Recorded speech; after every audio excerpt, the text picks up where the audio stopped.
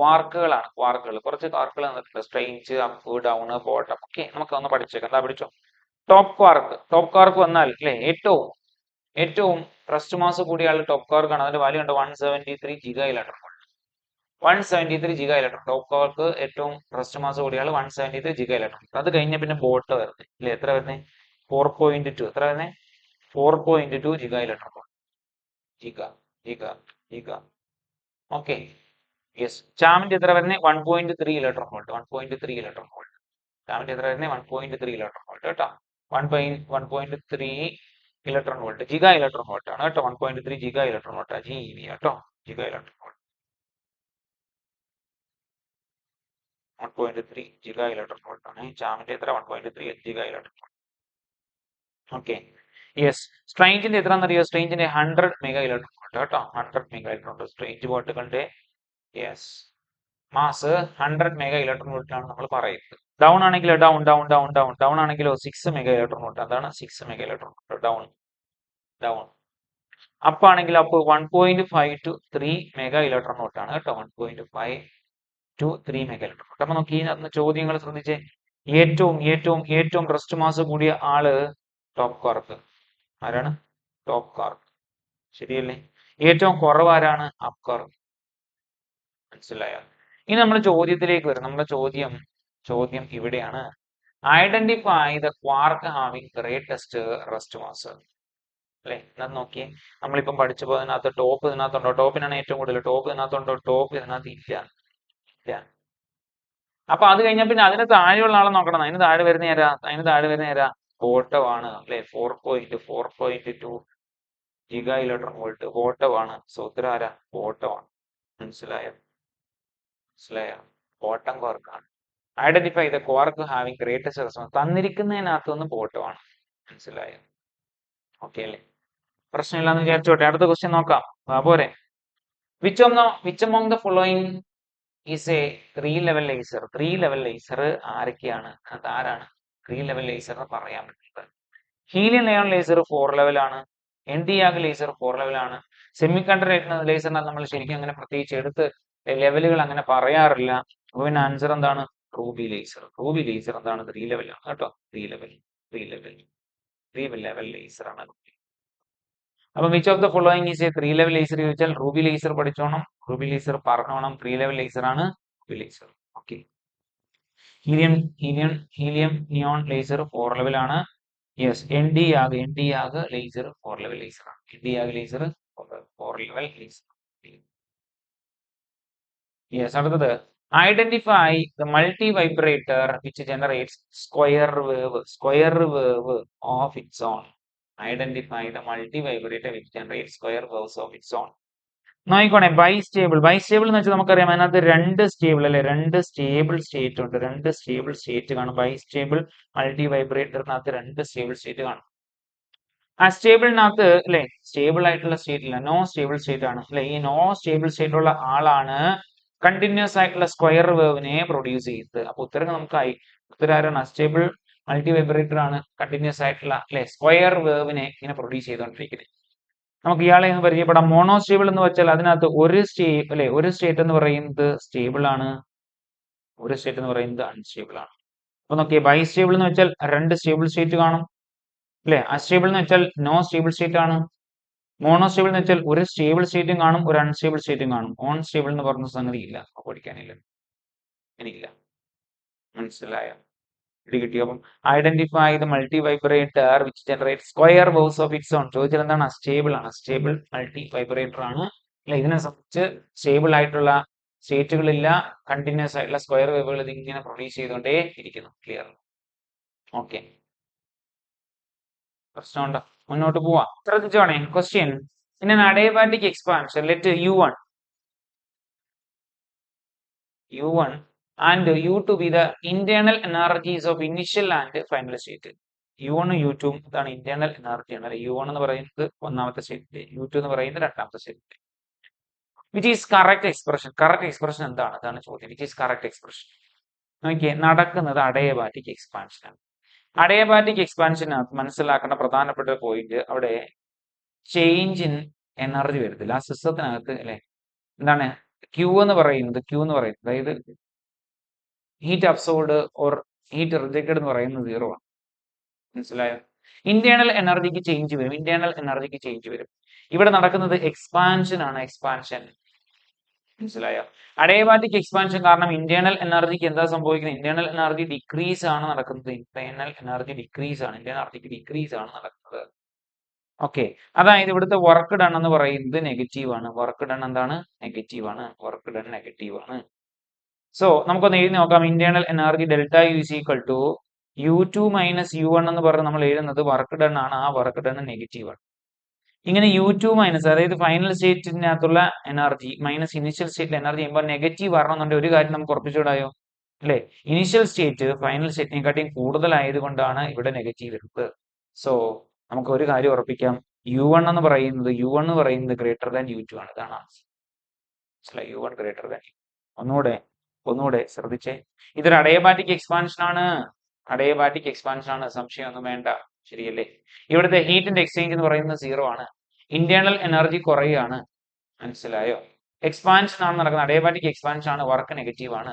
So delta U എന്ന് പറയുന്നത് U2 minus U1, അത് നമുക്ക് നെഗറ്റീവ് ആണ് കിട്ടുന്നത്. ഇങ്ങനെ നെഗറ്റീവ് കിട്ടുന്നെങ്കിൽ ഉറപ്പിക്കാം U1 ആണ് U2നേക്കാൾ ഗ്രേറ്റർ ആയിട്ട് വരും. ക്ലിയർ? എളുപ്പമായിരുന്നേ. അടുത്ത question, what is change in entropy when 341.25 grams of ice at 0 degrees Celsius is converted into water at the same temperature. Latent heat of ice എന്ന് പറയുന്നത് 80 calorie per gram എന്നാണ്.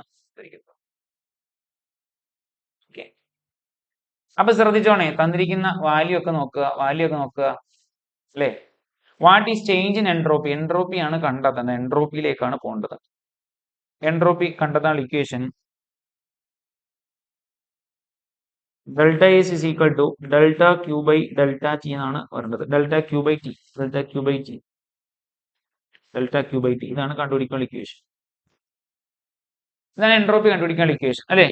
Q കണ്ടുപിടിക്കാൻ എന്ത് ചെയ്യണം? മാസിനെ ലേറ്റന്റ് ഹീറ്റ് കൊണ്ട് multiply ചെയ്യണം. Mass തന്നിട്ടുണ്ട്.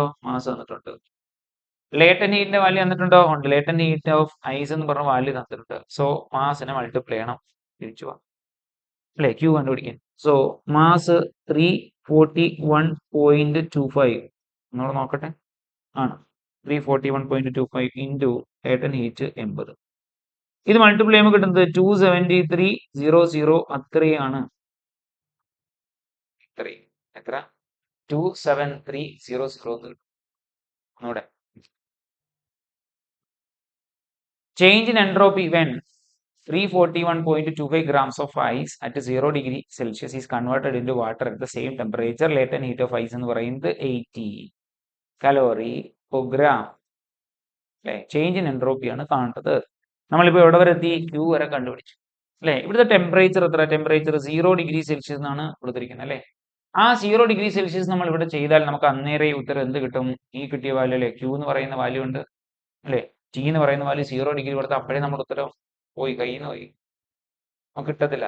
അത് തെറ്റായിട്ട് വരും. കാര്യം എന്താ? നമ്മൾ കെൽവിൻ അതോട്ട് മാറ്റണം. കെൽവിൻ.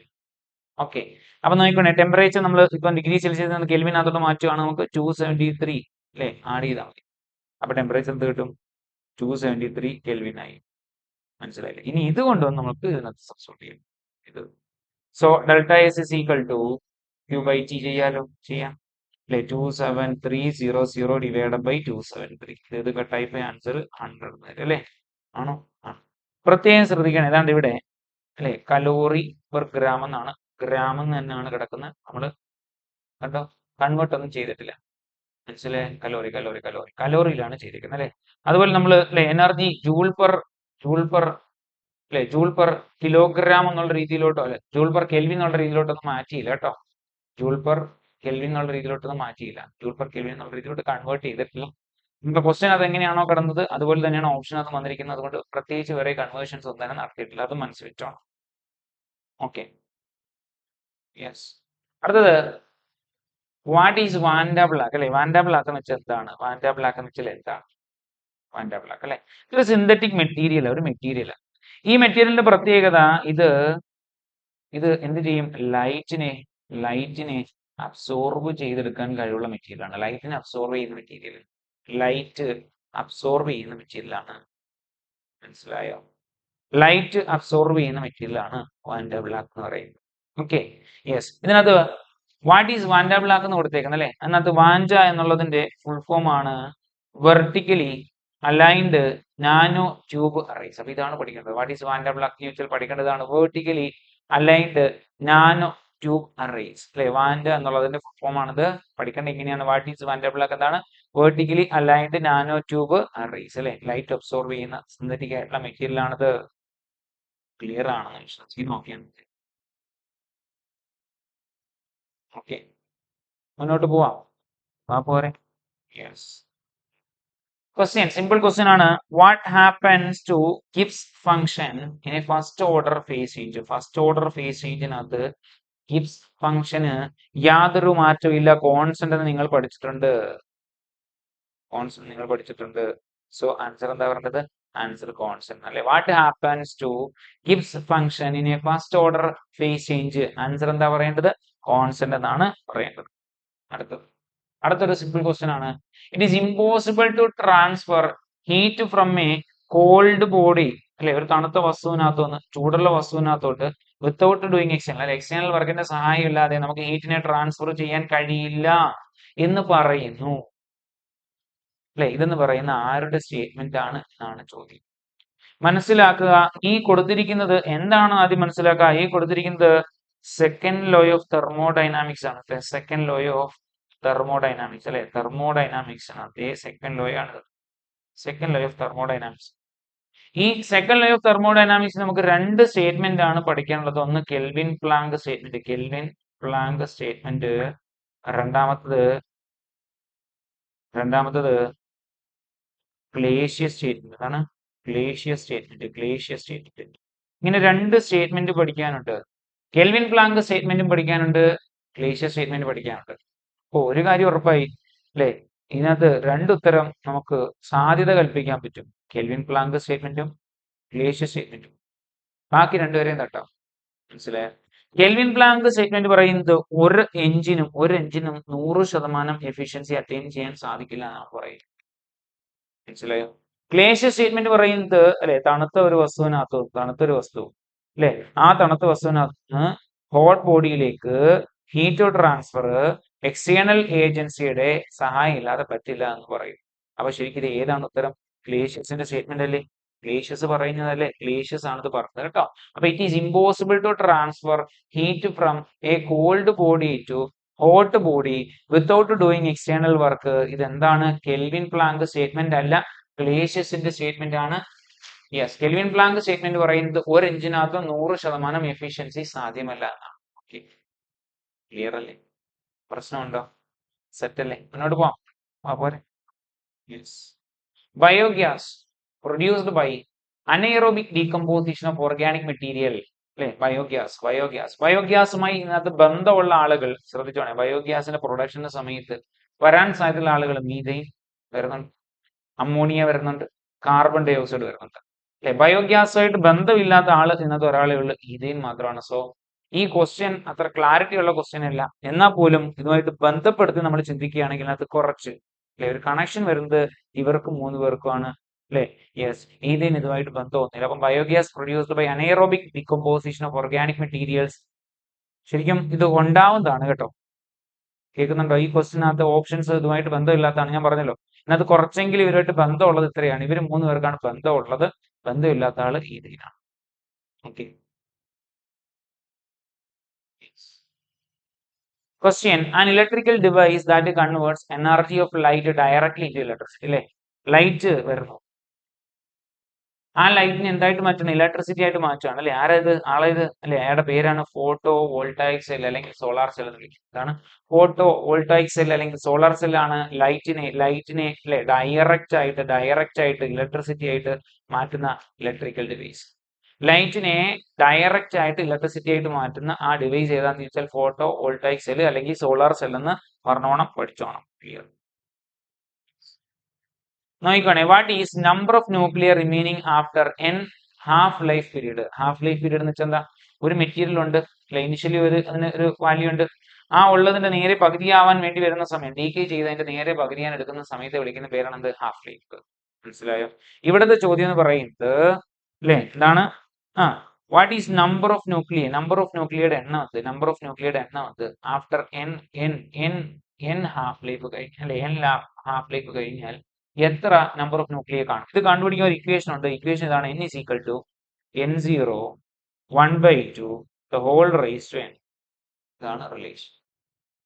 ഇതാണ് റിലേഷൻ. ഇതാണ് n is equal to n0 1/2 the whole raised. ഇതാണ് റിലേഷൻ. കണ്ടുപിടിക്കാനുള്ള റിലേഷൻ ഇതാണ്. മനസ്സിലായോ? അല്ലേ? യെസ്. എത്ര എത്ര എത്ര എത്ര എത്ര ഹാഫ് ലൈഫ് പീരീഡുകൾ വന്നു? ശരിയല്ലേ? ഇത് നമ്പർ ഓഫ് ന്യൂക്ലിയായിട്ടുള്ള ബന്ധമാണ്. ഇതിനകത്ത് n എന്ന് പറഞ്ഞ എന്താണ്? Initial number of nuclei. ഈ n എന്താണ്? പുതിയ ന്യൂക്ലിയ. ഈ n എന്താണ്?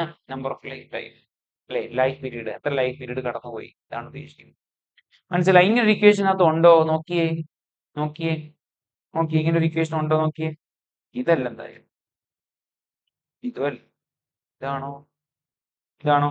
n ഈക്വൽ ടു n0 1/2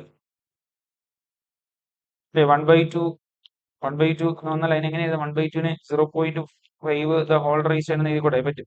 അപ്പൊ ഇൻറ്റു ആയിരുന്നേ കറക്റ്റ് ആയിരുന്നു അല്ലെ? n0 into 0.5 the whole raise എന്ന് നേരത്തെ കറക്റ്റ് ആയിരുന്നു. ശരിയല്ലേ? 1/2 0.5 ശരിയല്ലേ? ആണ്. അങ്ങനെയാണോ കിടക്കുന്നത്? അല്ല, ഡിവൈഡ് ബൈ നടക്കണം. അപ്പൊ അതുമല്ല. പിന്നെ ഏതാ ഉത്തരം? അല്ലെ? n is equal to n0/2 അല്ലെ? മേളിലൊരു ഒന്നുണ്ടായിരുന്നു. ശരിയല്ലേ? അതിന്റെ മേളിൽ ഇപ്പൊ 1/n വരുന്നു. അതിന് ഏത് വാല്യൂ വന്നാലും പ്രശ്നമുണ്ടോ? പറ. പിന്നെ 1 2 3 എക്സെട്ര വാല്യൂ നമ്മൾ കൊടുക്കുകയാണ്. കുഴപ്പമുണ്ടോ? അത് 1 ആയിട്ടൊക്കെ മാറത്തില്ലേ? ശല്യമില്ലല്ലോ. അപ്പൊ നമുക്ക് ഇങ്ങനെ എഴുതാം അല്ലേ? n is equal to n0/2n. ഇതാണ് റിലേഷൻ. ഇതാണ് റിലേഷൻ.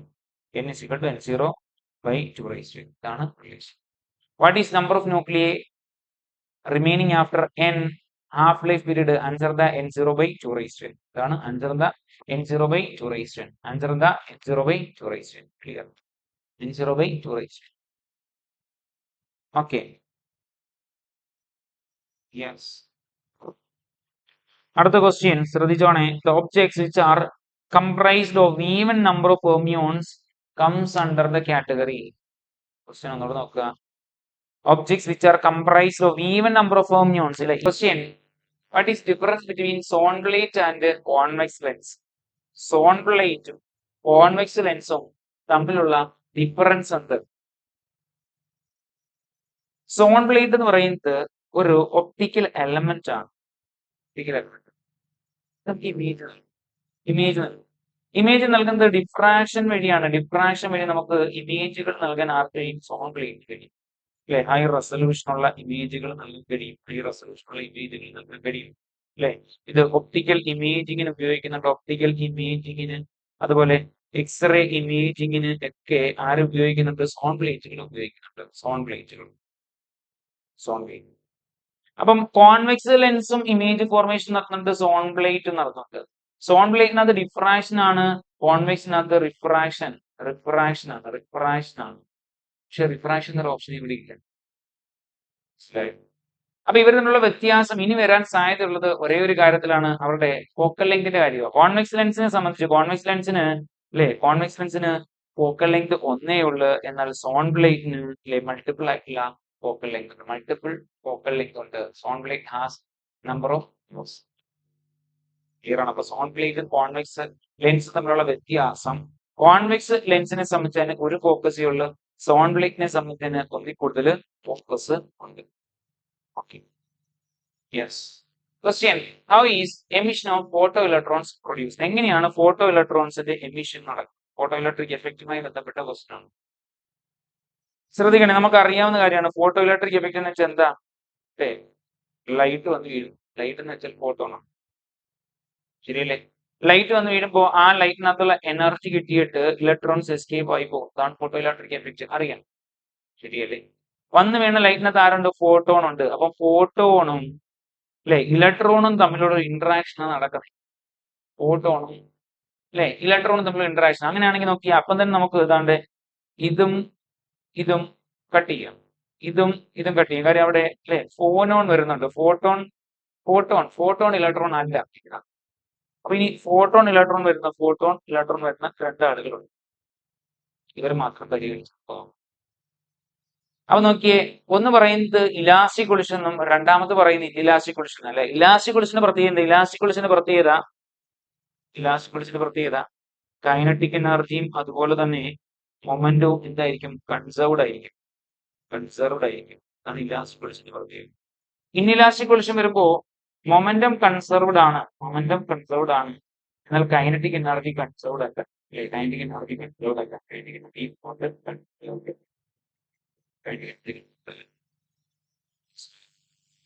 യെസ്. അപ്പൊ നോക്കിക്കോണേ, ഫോട്ടോ ഇലക്ട്രോൺസിന്റെ എമിഷന്റെ കേസിനകത്ത് വന്ന് വീഴുന്ന ലൈറ്റിനകത്ത് ഫോട്ടോൺ ഉണ്ട്. ഈ ഫോട്ടോണിന്റെ കുറച്ച് എനർജിയാണ് ആർക്ക് കൊടുക്കുന്നത്?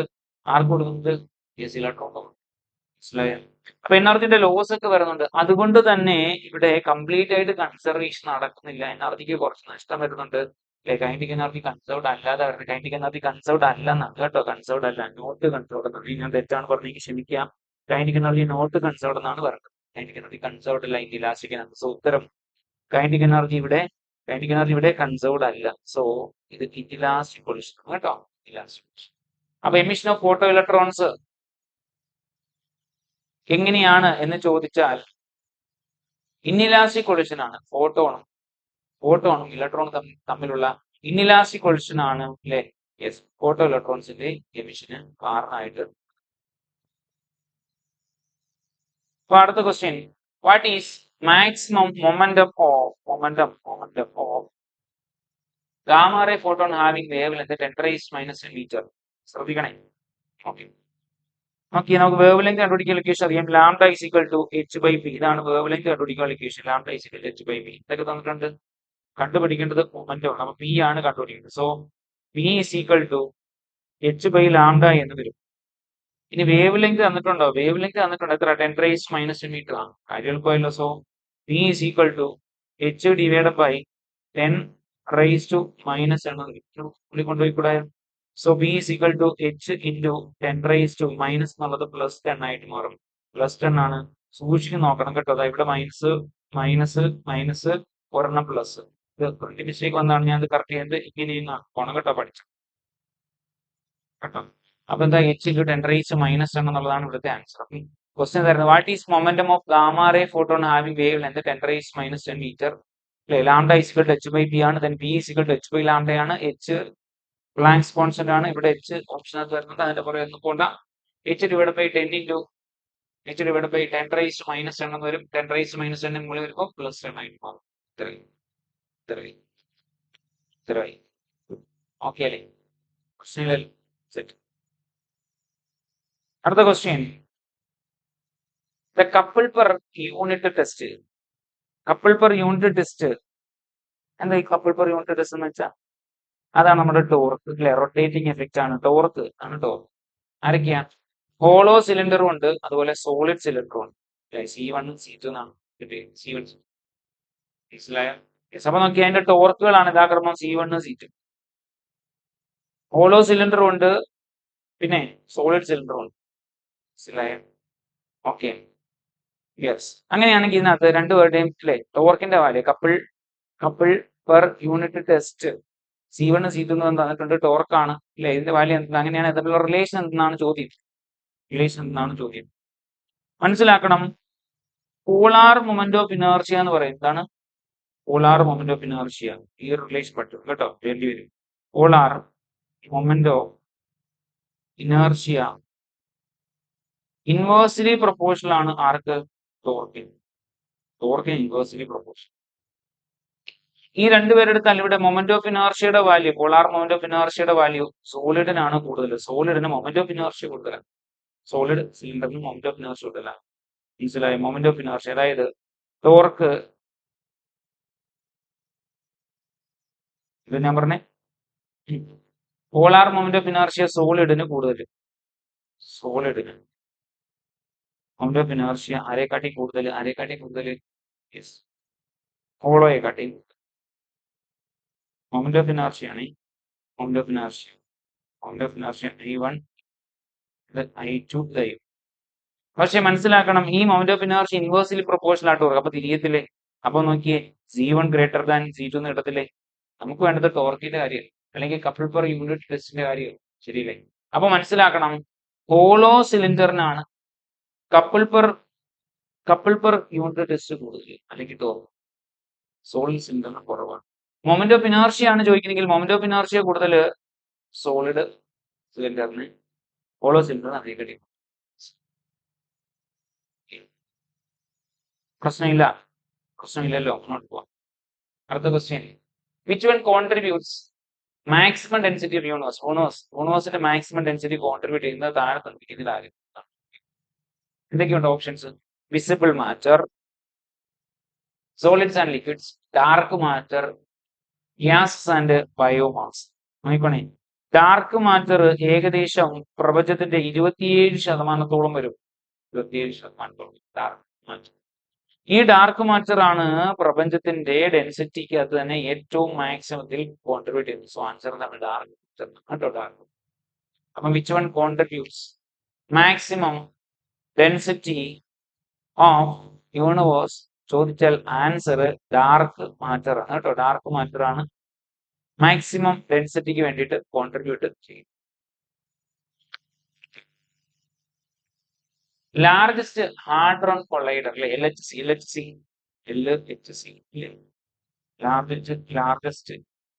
Large hadron collider LHC, large hadron collider, sorry കേട്ടോ, ലാർജ് ഹാഡ്രോൺ കൊളൈഡർ എവിടെയാണ് സിറ്റുവേറ്റ് ചെയ്യുന്നത് എന്നാണ് ചോദ്യം. ലാർജ് ഹാഡ്രോൺ കൊളൈഡർ സിറ്റുവേറ്റ് അല്ലേ? എന്താണ് ഈ ലാർജ് ഹാഡ്രോൺ കൊളൈഡർ? ഒരു പാർട്ടിക്കിൾ ആക്സിലറേറ്റർ ആണ്. പാർട്ടിക്കിൾ ആക്സിലറേറ്റർ ആണ്. ഹിഗ്സ് ബോസോണൊക്കെ കണ്ടുപിടിച്ചത് ഈ ലാർജ് ഹാഡ്രോൺ കൊളൈഡർ ആണ്. എവിടെയാണ് നിലകൊള്ളുന്നത്? എവിടെ? സേണിലാണ് അല്ലേ? സേൺ അതെവിടെ വരുന്നത്? ജനീവയില് അല്ലേ?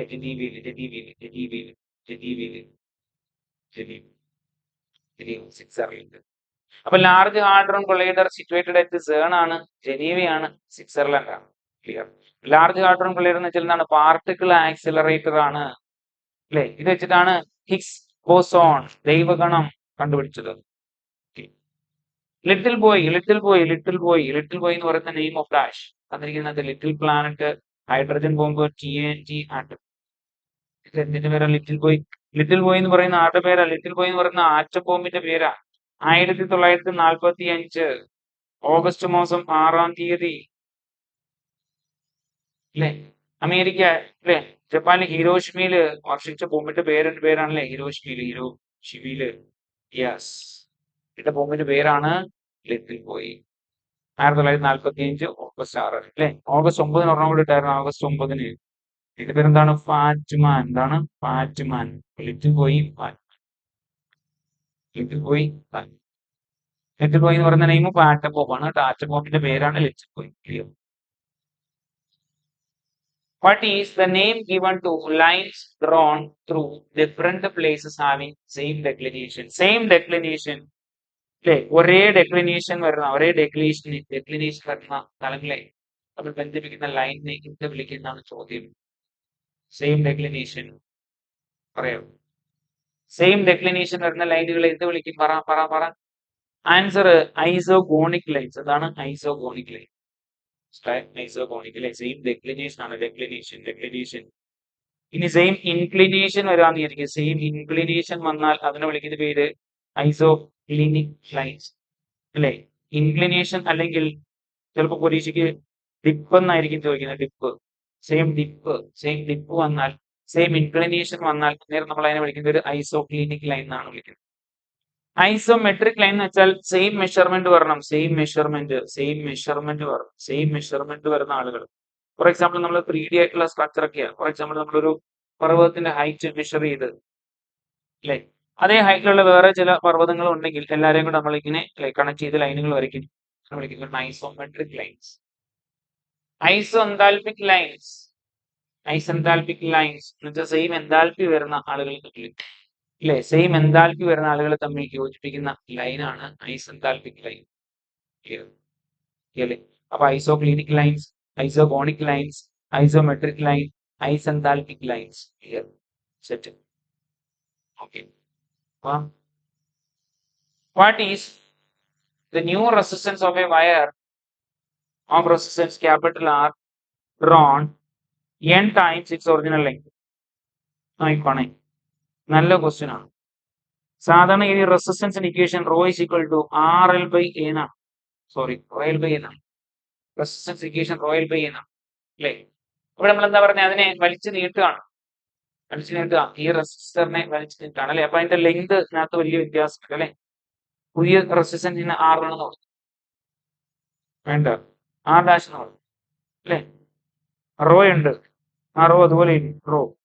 ലെങ്തിനകത്ത് വരുന്ന മാറ്റം എൻ ടൈംസ് ഇല്ലായിട്ടല്ലേ? ലെങ്ത് അത്രയും കിട്ടി. ഏരിയയിൽ വരുന്ന മാറ്റം, ഏരിയ നേരത്തെ ഉണ്ടായിരുന്നേക്കാട്ടി കുറയാണ്, എൻ ടൈംസ് കുറയും. അപ്പം ഈ റെസിസ്റ്റൻസ് ഇങ്ങനെയാണ്. R is equal to royal by ആണ്. എൻ ടൈംസ് അതിനെ വലിച്ചു നീട്ടുകയാണ്. ഇങ്ങനെ R dash is equal to rho N N times, ലെങ്ത്തിന് increase N times, area N times ചെറുതാവുകയും ചെയ്തു അല്ലേ? അപ്പൊ ആർ ഡാഷ് ഇസിക്കൽ ഇങ്ങനെ വരും. സോ ഇതിൽ നിന്ന് വൃത്തിയായിട്ട് എഴുതാം. ആർ ഡാഷ് ഇസിക്കൽ ടു, ആ നോക്കിക്കോണേ, ഈ എന്നെ മേളിൽ പൊത്തില്ലേ പോവും അല്ലേ? Rho L by A into N എന്നോട് മൾട്ടിപ്ലൈ ചെയ്താൽ എൻ സ്ക്വയർ എന്ന് വരത്തില്ലേ? So R dash is equal to N square to R എന്ന് വരത്തില്ലേ? സോ ഇതാണ് റിലേഷൻ. വളരെ ഇമ്പോർട്ടന്റ് ആയിട്ടുള്ള ഓപ്ഷൻ നോക്കാം. What is the new resistance of a wire of resistance capital R drawn N times its original length? Answer എന്താ വരുന്നത് അല്ലെ? N square N square N square R. ഇതാണ് എൻ സ്ക്വയർ ആർ. ഒന്ന് രീതി കണ്ടു. Resistance equation R is equal to royal by A, R dash is equal to rho N L divide by A by N. N N മേളിൽ പോയി multiply ചെയ്ത് N സ്ക്വയറിനായി, ശരിയല്ലേ? R dash is equal to N square rho l by A, rho l by എന്ന് വെച്ചാൽ R ആണ്. So R dash is equal to N square R. ഇതാണ് okay. അടുത്ത question, who received Nobel prize for discovery of photoelectric effect? Discovery എന്നുള്ളതിനേക്കാൾ, discovery എന്നതിനേക്കാൾ explanation എന്നാണ്, explanation ആണ് യോജിക്കുന്നത്. എക്സ്പ്ലനേഷൻ, എക്സ്പ്ലനേഷൻ ആണ്, എക്സ്പ്ലെയിൻ ചെയ്ത്, നിങ്ങൾക്ക് എക്സ്പ്ലെയിൻ ചെയ്തതാണ് നോബൽ പ്രൈസ്. ഇതാണ് കറക്റ്റ് ആയിട്ട് ക്വസ്റ്റ്യൻ വരുന്നത്. നിങ്ങൾ നോക്കിയാൽ മതി, ഈ പോയ ക്വസ്റ്റ്യനകത്തോടെ ഉടനീളം ചെറിയ ചെറിയ മിസ്റ്റേക്കുകളൊക്കെ ഉണ്ട്. Okay, yes. അപ്പൊ who received Nobel prize for the explanation of photoelectric effect? Photoelectric effect കണ്ടുപിടിച്ചത് ഹെഡ്സ് ആണ്. Hertz, Hertz. എക്സ്പ്ലെയിൻ ചെയ്ത് ഐൻസ്റ്റീൻ ആണ്. കണ്ടുപിടിച്ചത് ഹെഡ്സ്, എക്സ്പ്ലെയിൻ ചെയ്ത് ആൽബർട്ട് ഐൻസ്റ്റീൻ. അപ്പൊ who received Nobel prize for the explanation of photoelectric effect ചോദിച്ചാൽ Albert Einstein. Okay. Yes. Thank you all.